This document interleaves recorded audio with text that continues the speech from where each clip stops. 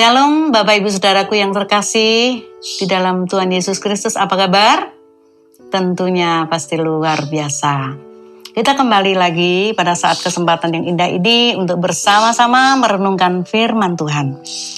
Firman Tuhan akan saya ambil di dalam Matius pasal 9 ayat 9 sampai 13. Namun sebelum kita membaca dan kita mau mengikuti pembahasan firman Tuhan pada kesempatan ini, kita satukan hati, kita akan berdoa bersama-sama. Bapa, kami bersyukur untuk kesempatan indah ini Tuhan. Kami mau bersama-sama mendengarkan kebenaran firman-Mu. Tuhan, kiranya Engkau mengurapi hamba-Mu dengan segala keterbatasannya Tuhan. Biarlah pengurapan-Mu atas hamba-Mu Tuhan. Pakai lidah bibir hamba-Mu dan biarlah kuasa-Mu menyertai dalam pembahasan firman Tuhan pada kesempatan ini. Dan setiap mereka yang mendengar, Tuhan berkati, biar mereka juga mengalami perubahan dalam karakter hidup, dalam identitas, dalam tabiat, oleh karena firman-Mu sanggup mengubahkannya. Kami sambut firman Tuhan hanya di dalam nama Tuhan Yesus. Haleluya. Amin. Bapak Saudara, mari kita bersama-sama mendengarkan firman Tuhan saat ini. Matius 9 ayat 9 sampai 13, demikian bunyi firman Tuhan. Matius pemungut cukai mengikut Yesus. Setelah Yesus pergi dari situ, ia melihat seorang yang bernama Matius duduk di rumah cukai, lalu ia berkata kepadanya, "Ikutlah aku." Maka berdirilah Matius lalu mengikut dia. Kemudian ketika Yesus makan di rumah Matius, datanglah banyak pemungut cukai dan orang berdosa dan makan bersama-sama dengan dia dan murid-muridnya. Pada waktu orang Farisi melihat hal itu, berkatalah mereka kepada murid-murid Yesus, "Mengapa gurumu makan bersama-sama dengan pemungut cukai dan orang berdosa?" Yesus mendengarnya dan berkata, "Bukan orang sehat yang memerlukan tabib, tetapi orang sakit. Jadi pergilah dan pelajarilah arti firman ini. Yang ku kehendaki ialah belas kasihan dan bukan persembahan. Karena aku datang bukan untuk memanggil orang benar, melainkan orang berdosa." Berbahagialah mereka yang mendengar dan yang melakukan firman Tuhan. Bapak Saudara, kita akan membahas tentang seorang bernama Matius. Dia itu adalah seorang pemungut cukai. Apakah pemungut cukai itu, Bapak Saudara? Pemungut cukai adalah petugas-petugas yang diserahi pemungutan bea dan cukai untuk pemerintah penjajah atau Roma. Seringkali mereka itu memeras rakyat untuk menguntungkan diri, sehingga mereka disebut bersama dengan orang-orang yang berdosa. Jadi Matius ini salah satu orang yang mendapat julukan orang yang berdosa, ya. Mungkin kalau Matius mengetahui hal ini, dia mungkin gak suka ya dengan sebutan itu. Karena dia merasa diri terpandang, orang kaya, ya, punya materi berlimpah, punya kedudukan yang bagus, kok disebutnya sebagai orang yang berdosa. Bapak Ibu yang terkasih, bagaimana jika kita mendapat julukan atau gelar tertentu dari seseorang? Saya percaya kalau sebutan atau gelar yang bersifat positif, itu pasti senang. Tetapi kalau sebutan itu negatif, pasti gak suka ya, gak suka dengan sebutan yang gak bagus. Nah yang positif misalnya apa? Misalnya seseorang disebut sebagai dermawan, sang juara karena bisa menjuarai satu event atau pertandingan tertentu, ya kan? Sang bintang atau sang ratu, sang primadona. Wah, sebutan itu pasti membuat kita merasa senang. Sang pahlawan. Kemudian kalau yang negatif misalnya apa? Seperti si pecundang, gak suka ya tentunya.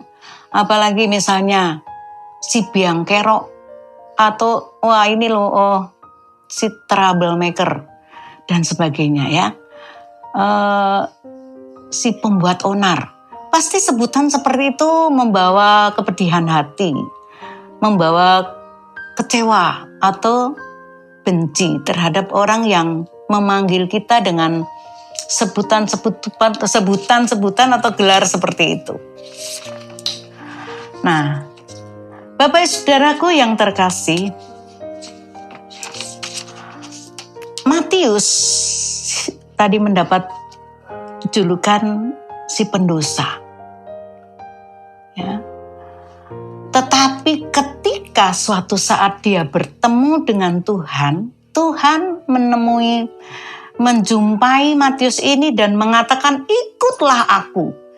Benar, dia mendengar kata-kata Yesus itu dan akhirnya mengikut Tuhan Yesus.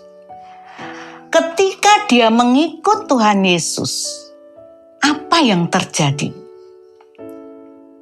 Yaitu ada perubahan status atau identitas.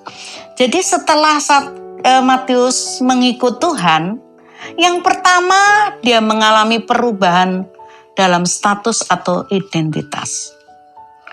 Nama yang baru. Matius memiliki arti yaitu gift of God atau anugerah Allah. Ada perubahan hati menjadi orang yang memiliki kasih dan kemurahan. Memiliki tabiat baru dalam hidup Matius. Dulu dia suka sekali memeras harta orang lain. Tapi setelah dia ikut Tuhan, apa yang terjadi? Dia tinggalkan pekerjaan itu dan dia ikut Tuhan. Saudara, demikian juga dengan kita setelah kita menjadi pengikut Kristus, menjadi ciptaan baru, ada perubahan dalam karakter hidup kita. Saya mempunyai satu kesaksian. Ya, waktu itu saya menjadi panitia pencari dana dalam acara Natal di sekolah. Waktu itu masih di daerah Ciputat ya. Saya menjadi panitia Natal di sekolah di mana saya ngajar. Nah, saya sama seorang teman, saya pergi ke tempat orang tua murid juga, tapi memang dia belum dalam Tuhan. Dia punya toko besar, dia kaya menurut pandangan saya. Pasti kalau saya menyodorkan proposal, minta bantuan, sumbangan, dana untuk Natal buat anak-anak sekolah, termasuk anaknya sendiri, pasti ada.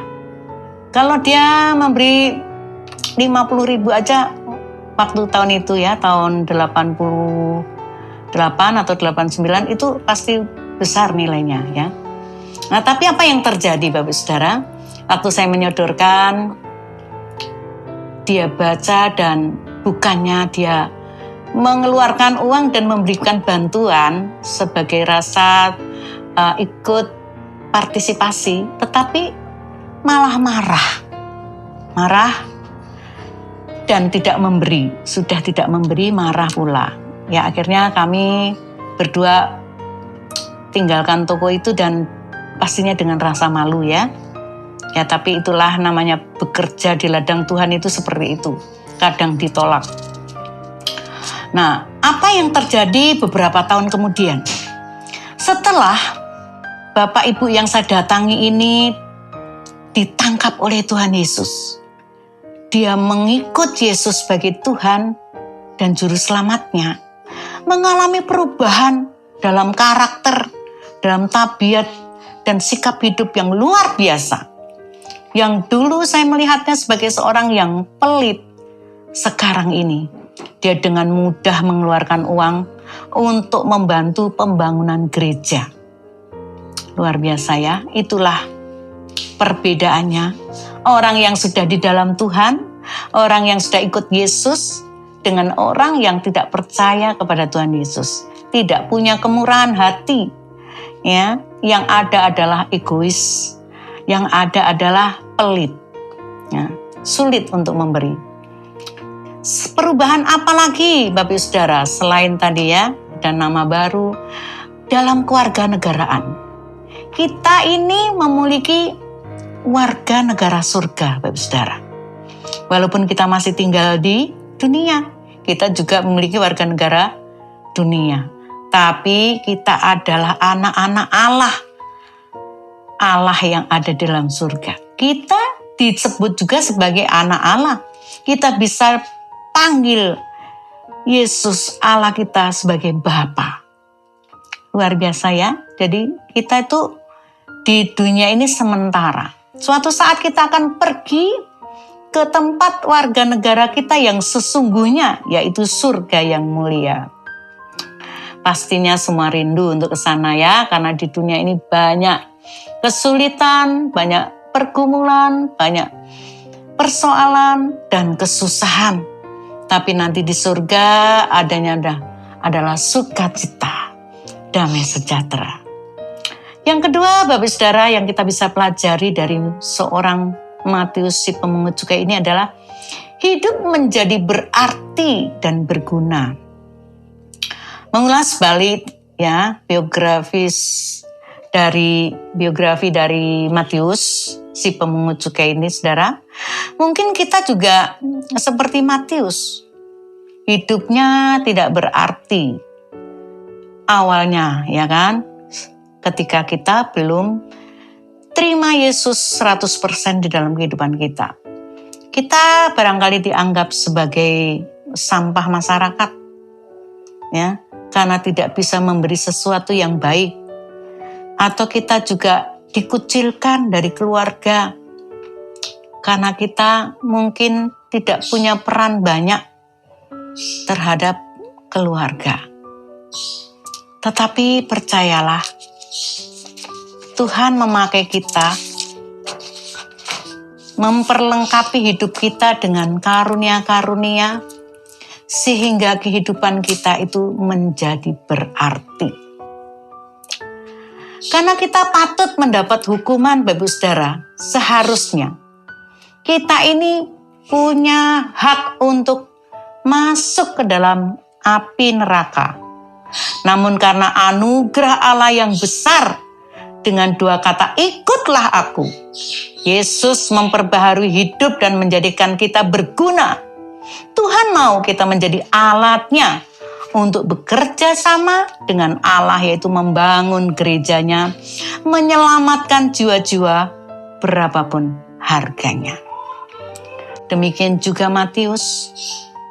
Waktu itu dia juga Tuhan mau pakai menjadi alatnya yang luar biasa, ya, yaitu membawa jiwa-jiwa kepada Tuhan Yesus. Yang ketiga, menjadi berkat atau menjadi saksi buat orang lain. Kalau kita lihat kisah daripada Matius ini, Bapak Saudara, banyak yang ditinggalkan oleh Matius ketika Tuhan memanggil dia. Antara lain apa? Yaitu keserakahan, kekerasan, egois, dan lain-lain. Hanya satu yang masih dipegangnya adalah penanya, pulpen. Allah memakai Matius lewat kemampuannya menjadi penulis Injil yang berguna bagi orang sejamannya waktu itu. Bahkan sampai sekarang. Karena kita terus mempelajari kitab Injil ini, kita terus belajar dan melalui kitab Injil ini kita mengenal siapa Yesus. Orang lain punya kemampuan menulis seperti Matius juga, ya. Yaitu misalnya, kalau yang di Indonesia itu Yusuf Roni, ya kan? Yakub Nahue yang baru kemarin Tuhan panggil untuk pulang ke rumah surga yang mulia. Sudah selesai tugasnya. Juga ada lagi misalnya Bapak Gilbert, penulis buku, dan banyak seperti Yusuf Roni tadi, banyak yang tidak bisa saya sebutkan. Kalau dari luar negeri misalnya John Wesley, Cindy Jacob, kemudian Kenneth Hagin, saya banyak membaca buku-bukunya. Luar biasa. Tangannya, penanya dipakai oleh Tuhan. Melalui tulisannya itu banyak memberkati hamba-hamba Tuhan sehingga membuka wawasan, menambah pengetahuan untuk bisa juga disalurkan memberkati jemaat Tuhan. Bapak Ibu Saudaraku yang terkasih, mungkin kita nggak bisa jadi penulis seperti beliau-beliau di atas. Tetapi kita diberikan kemampuan untuk berkomunikasi dengan yang lain dengan bibir kita, lidah kita. Kita bisa bersaksi loh, melalui WA, telepon, bersaksi tentang siapakah Yesus itu, bersaksi tentang Sang Juru Selamat. Ya, seperti yang ada di dalam 2 Korintus 3 ayat 3 ya Bapak Saudara. Kita ini adalah saksi Kristus, suratan Kristus yang terbuka, yang dimana orang bisa membaca. Karena itu berhati-hatilah. Jangan sampai kita salah bertindak atau melangkah. Karena dunia ini menyorot kita. Kita harus benar-benar menjadi berkat, menjadi saksi buat orang lain. Yang keempat, kehidupan apa yang bisa kita pelajari dari seorang Matius, yaitu dia mau berkorban. Matius telah mengorbankan banyak hal, yaitu materi dan kedudukan, juga jabatan. Tindakan Matius itu bersifat final, tindakan yang paling akhir, karena dia nggak mungkin lagi setelah mengikuti Yesus, terus kembali lagi ke pekerjaan yang semula. Karena apa? Ya karena sudah hatinya sudah melekat dari jamah oleh Tuhan. Keduanya, andaikan dia sudah tinggalkan Tuhan kembali mau balik lagi, posisi yang dia pernah duduki itu pasti sudah ditempati oleh orang lain. Beda dengan murid-murid Tuhan Yesus yang dari nelayan, Bapak Saudara. Ya mungkin setelah mengalami kebosanan atau mengalami rasa tidak nyaman, ya, karena merasa ditinggal oleh Tuhan Yesus, dia bisa kembali menjadi nelayan. Ya, dia bisa kembali ke tugas semula. Tapi luar biasa Matius ini mau berkorban dengan banyak hal demi pengiringannya kepada Kristus dan menjadi berkat buat kita semuanya lewat pemberitaan firman Tuhan yang telah ditulisnya, yang saat ini kita masih pelajari. Matius harus punya keberanian untuk bergaul dengan teman-teman suci waktu dia tinggalkan pekerjaannya itu.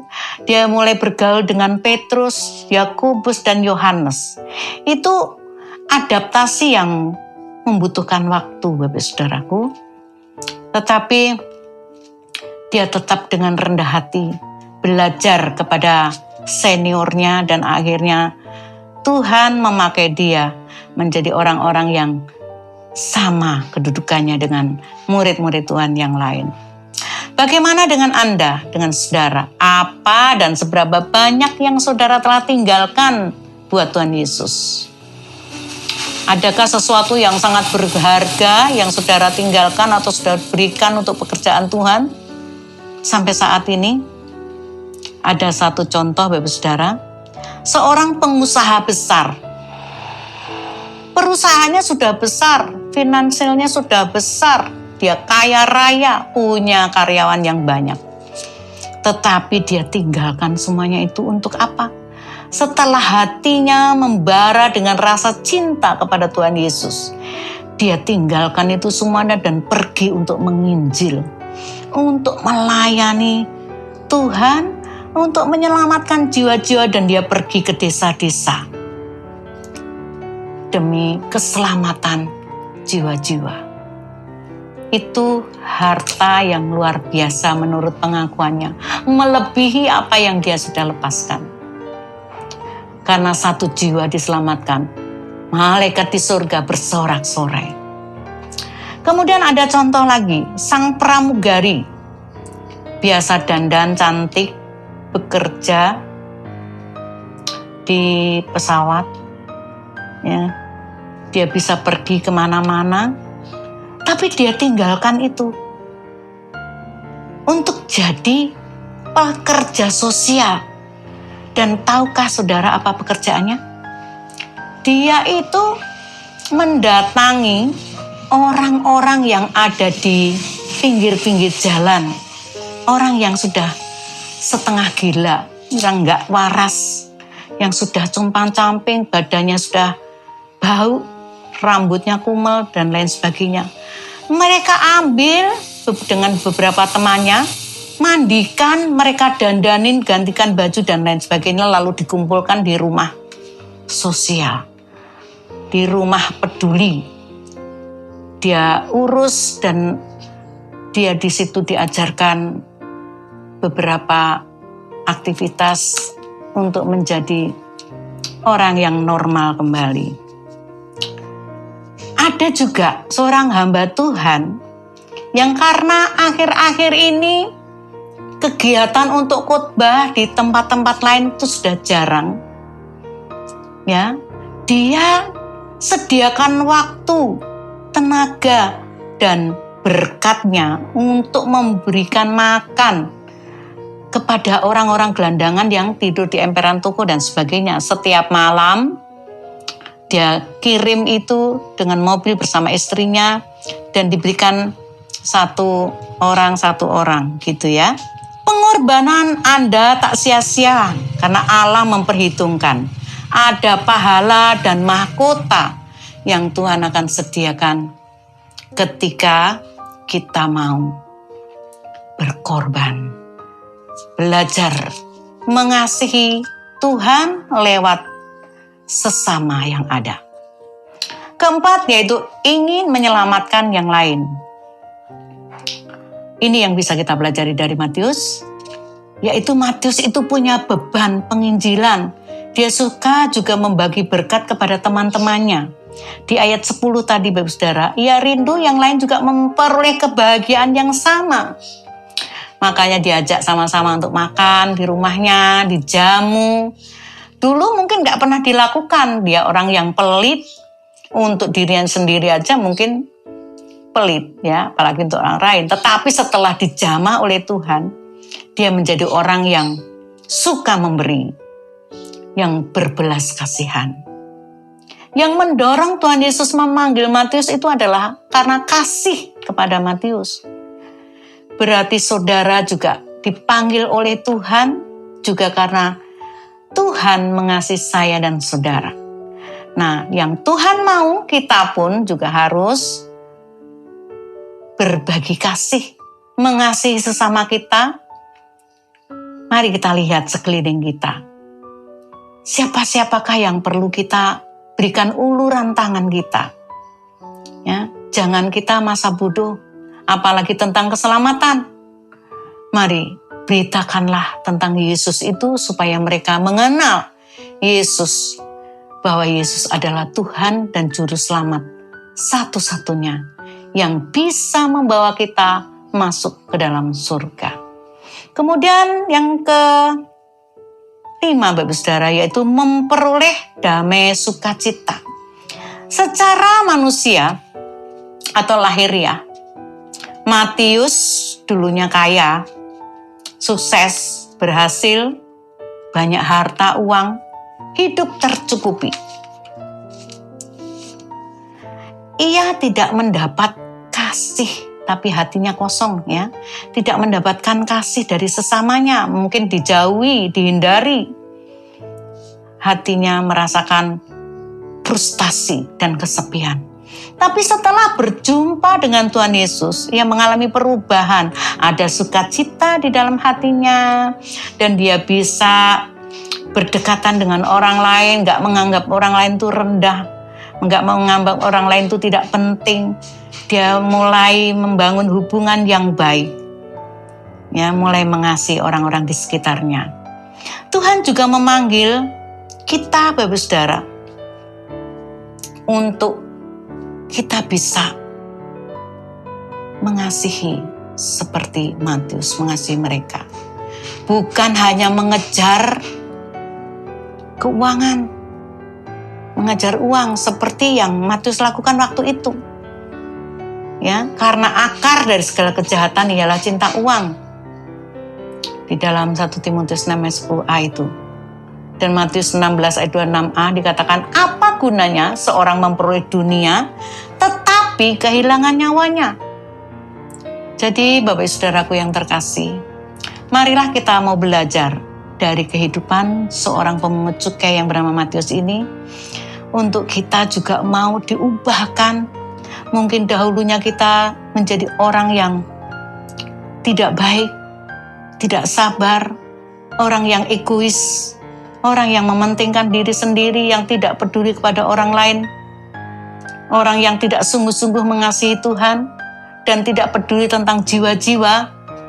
Tapi sekarang ini menjadi tugas kita, Bapak Saudara, setelah Tuhan panggil kita dan selamatkan kita. Mari kita mengasihi jiwa-jiwa, kita mau bagikan dia lewat firman Tuhan, supaya mereka juga mengalami kehidupan yang seperti Matius alami dan seperti kita alami. Kita berbagi kepada orang lain.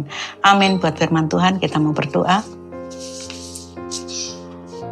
Bapa di dalam surga, terima kasih untuk firman-Mu yang sudah mengajarkan kepada kami hidup seturut dengan kehendak-Mu, hidup yang sudah diubahkan menjadi orang yang diubah dalam tabiat, dalam karakter, mengasihi Tuhan dengan sungguh-sungguh, mengasihi sesama kami, peduli terhadap jiwa-jiwa, memiliki kebaikan hati dan kemurahan hati.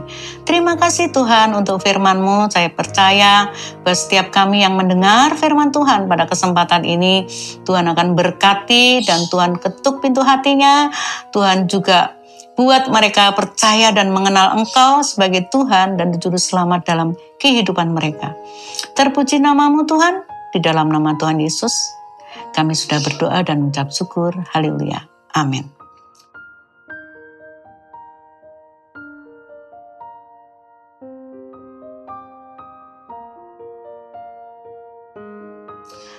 Bapak Ibu Saudaraku yang terkasih, saat ini kita sudah dengar firman-Nya.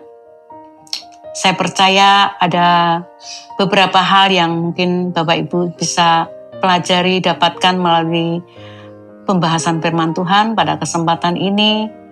Dan berkat itu jangan kita simpan sendiri, mari kita mau menjadi saluran berkat juga buat orang lain, menjadi saksi, menjadi perpanjangan tangan Tuhan untuk menyalurkan kasih kepada sesama kita.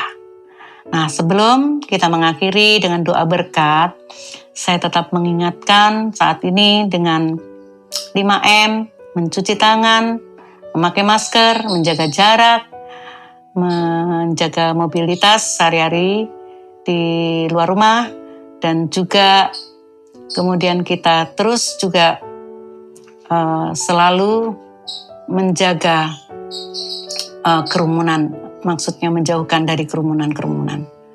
Amin untuk firman Tuhan. Tuhan Yesus memberkati kita. Mari kita kedahkan tangan kita ke atas untuk menerima berkat Tuhan. Tuhan memberkati engkau dan melindungi engkau. Tuhan menyinari engkau dengan wajah-Nya dan memberi engkau kasih karunia. Tuhan menghadapkan wajah-Nya kepadamu dan memberi engkau damai sejahtera. Damai sejahtera dari Bapa di surga melalui anak-Nya yang tunggal, yaitu Tuhan Yesus Kristus, dengan persekutuan Allah Roh Kudus, kiranya terus menyertai, menghibur, menguatkan, memberkati kita dari saat ini sampai Maranatha Tuhan Yesus datang kali kedua menjemput kita para salehnya. Terima kasih Tuhan, haleluya, amin. Salam Mazmur ya, yes, maju terus.